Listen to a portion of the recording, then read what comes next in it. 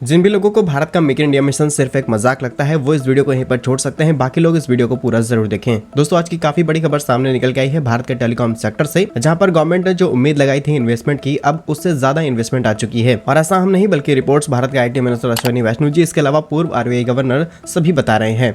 पूरी डेवलपमेंट क्या है इस छोटे से वीडियो में समझते हैं। बस हमें सपोर्ट करने के लिए इस वीडियो को लाइक और चैनल को सब्सक्राइब जरूर कीजिएगा। तो दोस्तों इस प्रोजेक्ट की शुरुआत होती है साल 2022 में, जब भारत के टेलीकॉम सेक्टर के लिए PLI स्कीम को लॉन्च किया जाता है। और अक्टूबर 2022 में करीब 70 से 80 कंपनियां पार्टिसिपेट करती हैं PLI स्कीम में, जिसमें से 42 कंपनियों को शॉर्टलिस्ट कर लिया जाता है। और ये 42 कंपनीज करीब 4115 करोड़ रुपए की इन्वेस्टमेंट के साथ भारत के अंदर जो सेल वैल्यू है करीब 2.45 लाख करोड़ रुपए तक की टारगेट को हिट करने वाली है 2025 से लेकर के 2026 के बीच में। और उसी समय ये अंदाजा लगाया था कि इस सेक्टर में जो इन्वेस्टमेंट है वो 1000 या फिर 1500 करोड़ रुपए तक की आ सकती है, लेकिन इसका अपोजिट हुआ है और अब तक जो इन्वेस्टमेंट है वो करीब 2419 करोड़ रुपए तक की आ चुकी है। और इसकी जो सेल वैल्यू है करीब 34,556 करोड़ रुपए होने वाली है, जिसमें से भारत करीब 7,600 करोड़ रुपए के टेलीकॉम इक्विपमेंट्स एक्सपोर्ट करने वाला है। ये भारत के लिए बड़ी बात है, क्योंकि भारत अभी तक काफी लंबे समय से चाइना और कई देशों से टेलीकॉम इक्विपमेंट्स इंपोर्ट करता आया है। और इस टोटल इन्वेस्टमेंट से करीब 17,700 लोगों को रोजगार दिया जाएगा। और सिर्फ इन्वेस्टमेंट नहीं की गई है बल्कि मैन्युफैक्चरिंग शुरू की जा चुकी है।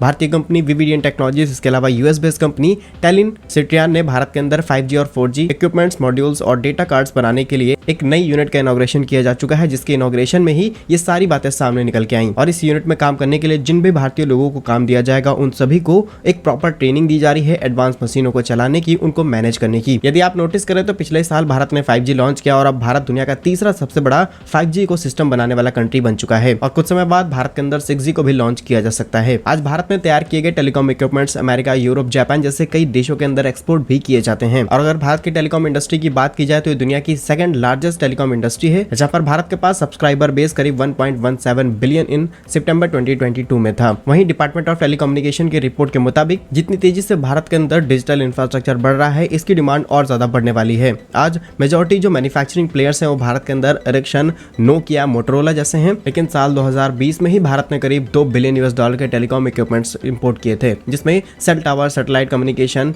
ब्रॉडबैंड स्पेक्ट्रम, कार्ड्स और भी बहुत सारी चीजें थी। 2020 के अंदर भारत का ये मार्केट करीब $335 बिलियन का था, लेकिन 2030 तक ये मार्केट करीब 1 ट्रिलियन के आंकड़े को टच कर सकता है। और ये कहना गलत नहीं होगा कि आज भी भारत के टेलीकॉम सेक्टर में चाइनीज कंपनियों की काफी बड़ी मोनोपोली है, जिसमें हुआई, ZTE टेक्नोलॉजीज, इसके अलावा Nokia, Cisco, Qualcomm technologies, Samsung और भी कई प्लेयर्स काम करते हैं। लेकिन भारत ने इसकी शुरुआत कर दी है। पहले फेज के अंदर जो इन्वेस्टमेंट आनी थी उससे ज्यादा की इन्वेस्टमेंट आ चुकी है और लगातार भारत इस सेक्टर में ग्रोथ हासिल कर रहा है। और आज एक नई यूनिट का उद्घाटन किया जा चुका है, जिसमें अब 4G और 5G कई प्रकार के टेलीकॉम इक्विपमेंट्स मैन्युफैक्चर किए जाएंगे। भारत की इस तैयारी के लिए कमेंट बॉक्स में जय हिंद जरूर लिखिएगा। भारत के ऐसे ही यूजफुल इन्फॉर्मेटिव वीडियोस पाने के लिए हमारे YouTube चैनल को सब्सक्राइब जरूर कर लीजिए। मिलेंगे हम आपको एक नई और इंटरेस्टिंग वीडियो में, तब तक के लिए वंदे मातरम, भारत माता की जय।